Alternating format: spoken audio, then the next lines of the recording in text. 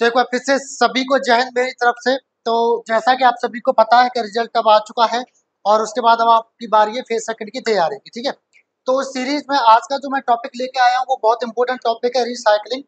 ये आपका hot topic है, ये पिछली बार भी आया था और इम्पोर्टेंट टॉपिक बना हुआ है, इस बार भी आने की पूरे पूरे चांसेस है क्योंकि ये मुद्दे हाईलाइटेड हैं।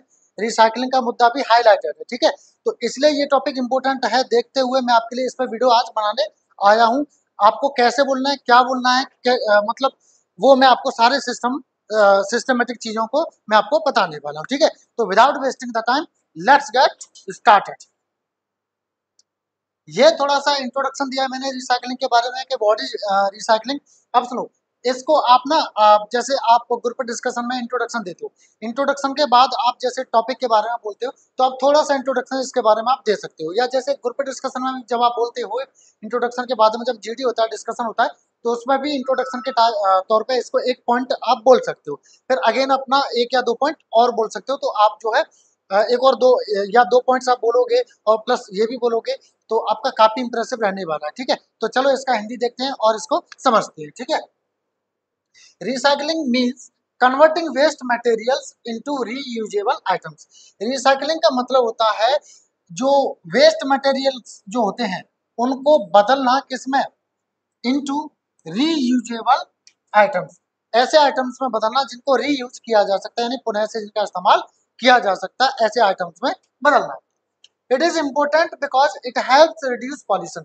ये काफी जरूरी है क्योंकि ये किसमें मदद करता है, पॉल्यूशन को कम करने में, सेव्स नेचुरल रिसोर्सेज और जो प्राकृतिक जो साधन है उनको बचाने में, and keeps our environment clean. और किसमें मदद करता है, हमारा जो वातावरण होता है, जो पर्यावरण होता है उसको साफ रखने में भी मदद करता है। तो ये तो आपको पता चल गया कि रिसाइकलिंग होता क्या है, इसको आप जहां आप चाहो बोल सकते हो, आप अपना एब्स्ट्रैक्ट में भी बोल सकते हो, आप अपने डिस्कशन में भी इसको एक पॉइंट की तरह रख सकते हो। अब देखो मैंने काफी पॉइंट्स भी बनाए हैं जो आपके लिए पर्याप्त होंगे। अगर वीडियो को एंड तक देखोगे तो आपको काफी चीजें रिसाइकलिंग के बारे में काफी आइडियाज मिलने वाले हैं और काफी मदद करने वाले हैं, ठीक है। Before this I want to say कि प्लीज अभी तक नहीं चैनल सब्सक्राइब किया है तो कर लीजिए, आपके काम का है। और अगर वीडियो लगा अंत में कि अच्छा है तो प्लीज इसको लाइक करके जाना, इसका कोई पैसा नहीं लगेगा, और दोस्तों के साथ भी शेयर कर देना, सब्सक्राइब जरूर करना, ठीक है। चलो अगला पॉइंट देखिए जरा friends, recycling is very helpful in many ways. Recycling कई तरह से, कई तरीके से मददगार है। इट रिड्यूसेस गार्बेज, ये कचरे को कम करती है। Which keeps our land and water clean, जो हमारी जमीन और हमारे पानी को क्या रखता है, सुरक्षित साफ रखता है। फॉर एग्जाम्पल, एग्जाम्पल के तौर पर बात की जाए तो व्हेन वी रिसाइकल पेपर, जब हम पेपर जो होता है, कागज जो होता है, उसको हम जब रिसाइकल करते हैं, वी कैन सेव ट्रीज, तो हम क्या है उससे पेड़ों को बचा सकते हैं। यानी जो कागज है वो किससे बनता है, पेड़ों से जो है बनता है। तो जब हम जो है रिसाइकल करेंगे तो हमें कम पेड़ काटने की जरूरत पड़ेगी क्योंकि एक चीज को हम कई बार इस्तेमाल कर सकते हैं, ठीक है। I think we all should try to recycle more in our daily life. मुझे लगता है, मेरा सोचना है कि हम सभी को अपनी जो लाइफ है, डेली लाइफ है, जो दैनिक जीवन है, उसमें ज्यादा से ज्यादा रिसाइकलिंग को अपनी हैबिट बना लेनी चाहिए। यानी चीजों को दोबारा से इस्तेमाल करना, चीजों से दोबारा कुछ चीजें बनाना, ऐसा ज्यादा से ज्यादा सीख लेना चाहिए। चलो इसको भी एक पॉइंट की तरह रख सकते हो, ये भी काफी आपका इंप्रेसिव रहने वाला है। अगला देखते हैं फ्रेंड्स, दोस्तों, we all have an important part to play. हम सभी जो है एक इम्पोर्टेंट रोल अदा कर सकते हैं, हम सभी जो है एक इम्पोर्टेंट रोल अदा कर सकते हैं। एक minute,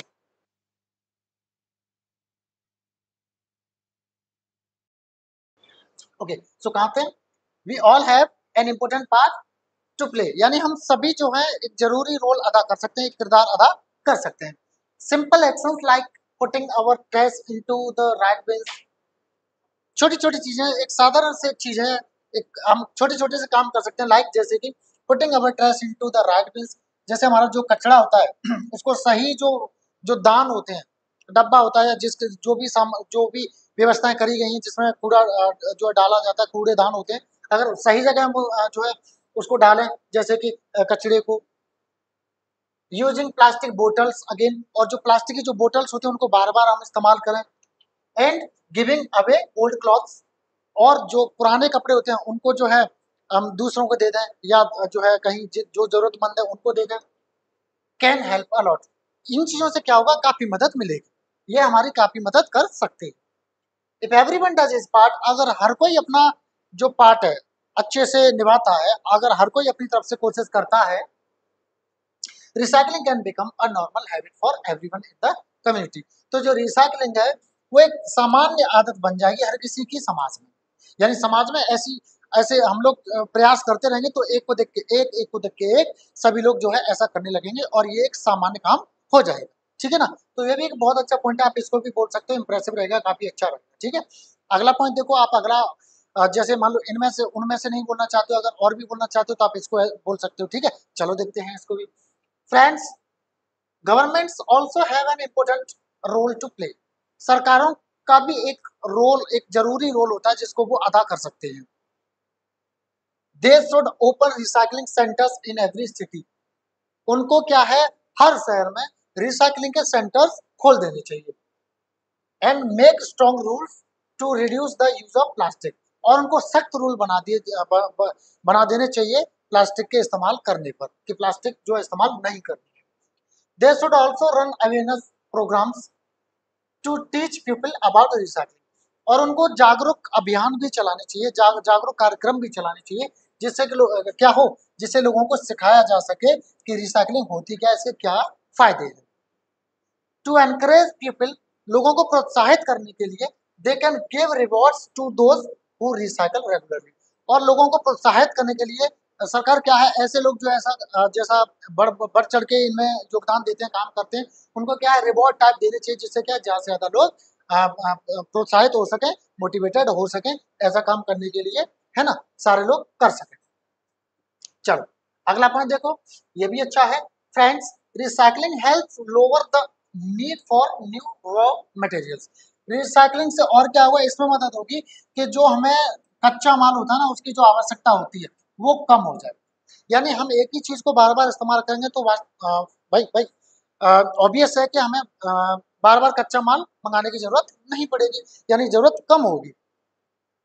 this protects our forest, reverse and Holmes of wild animals. इससे क्या सुरक्षित होता है, इससे हमारे जंगल सुरक्षित होंगे, हमारी नदियां सुरक्षित होंगी, और जो हमारे जंगली जानवर हैं उनके घर भी सुरक्षित रहेंगे। क्योंकि आपने देखा है कि इंसान अपनी जरूरतें पूरी करने के लिए, अपनी चीजें बनाने के लिए इन चीजों से जो है चीजें लेता है, निकालता है और बर्बाद करता है इन चीजों को। ठीक है, फॉर एग्जाम्पल के तौर पे बात की जाए तो when we use recycled paper, जब हम जो है रिसाइकल्ड जो कागज है, पेपर, उसका इस्तेमाल करेंगे तो we cut down fewer trees. तो हम क्या करेंगे, कम पेड़ों की कटाई करनी पड़ेगी हमें, क्योंकि पेपर किससे बनता है, पेड़ों से बनता है। So we should start making recycling a part of our daily habits. तो हमको क्या करना चाहिए, हमारी जो दैनिक जो आदत है उसमें क्या है, जो रिसाइकलिंग है ना, उसको हमें अपनी आदत जो है जो अपने जो दैनिक जीवन है, दैनिक जो आदत है उसमें शामिल कर लेना चाहिए। ठीक है, जिससे क्या होगा, ऑल ओवर ये सारी चीजें हैं वो सेफ रह सके, प्रोटेक्ट किया जा सके। अगला पॉइंट देखो जरा। फ्रेंड्स, दोस्तों, people can follow the 3 R's।